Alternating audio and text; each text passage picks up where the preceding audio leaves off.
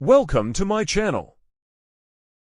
How to update firmware of Kasa smart devices. The firmware on TP-Link Kasa smart devices can only be updated by using the TP-Link Kasa app. Please make sure you've downloaded this app before continuing.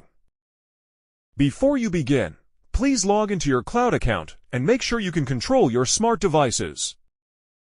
How to create a TP-Link cloud account on Kasa app. Open Kasa app on your smartphone. If you have a cloud account already, tap Login to enter your account settings.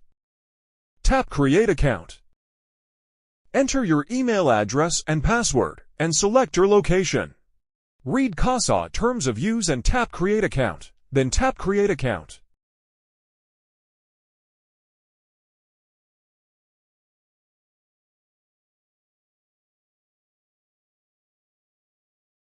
An activation email will be sent to your mailbox.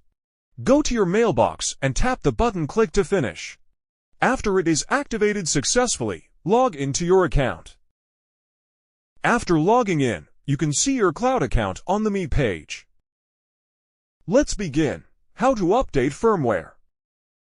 Go to Me at the bottom right, then click on Firmware Update. If any firmware updates are available, they will be displayed on this page.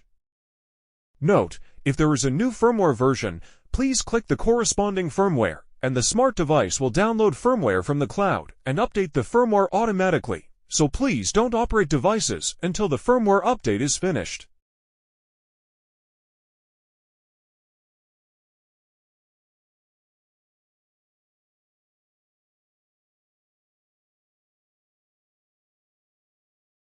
Thanks for watching.